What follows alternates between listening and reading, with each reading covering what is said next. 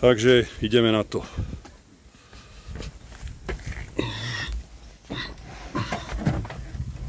Že cesta bude dobrá. Opúšťame Puchov, smer Rakúsko. Práve sme vstúpili na územie Rakúska, neutrálnej krajiny, ktorá podľa mňa myslí na budúcnosť a zdravie svojich obyvateľov.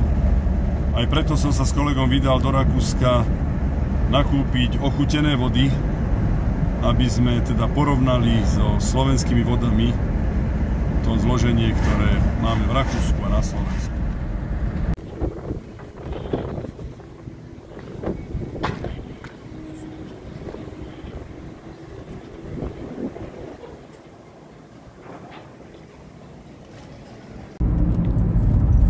No, máme nakúpené ochutené vody a vraciame sa späť domov do Puchova. Priatelia, po včerajšom nákupe v Rakúsku, tu máme sladené vody, alebo teda nápoje z Rakúska, tu máme slovenské a porovnáme si teda teraz, čo obsahujú, hlavne z hľadiska sladidiel tieto nápoje. Tu, ako môžeme vidieť, keď vám ukážem zloženie, tak tu budete vidieť cukor. To je rakúska kola. Tu je slovenská kola kúpená v slovenskom reťazci. Vidíte glukózo-fruktózový sirup.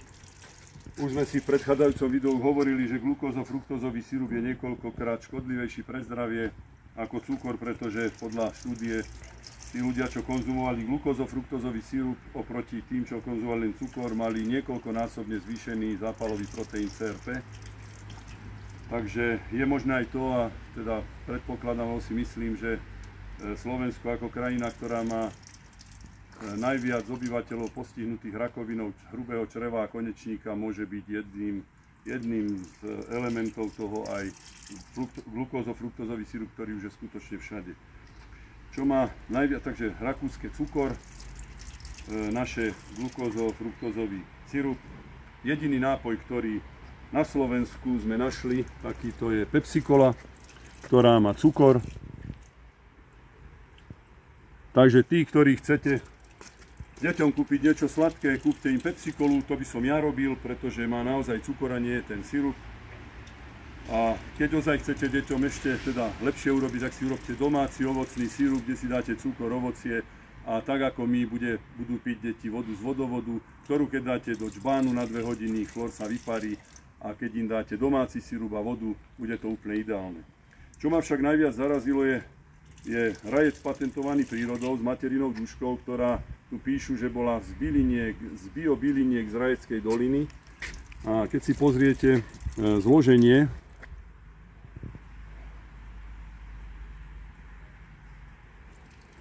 tak vidíte, že toto nemôže byť patentované prírodou, pretože je tu glukózo-fruktózový sirup, ktorý žiadna príroda nepatentovala. Je to umelo vyrobený sirup.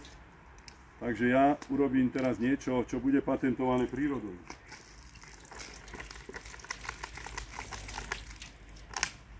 Vezmem si odtiaľto pramenistú minerálnu vodu. Sme v Nimnici, kde je minerálna voda.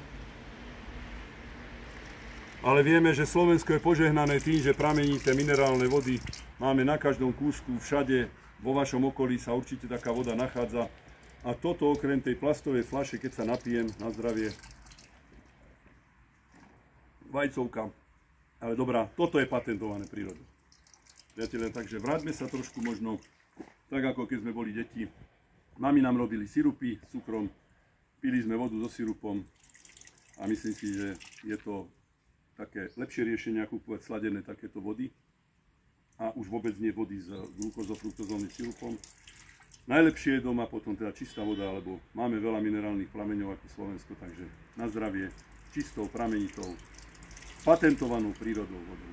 Takže nimnická voda, patentovaná prírodou.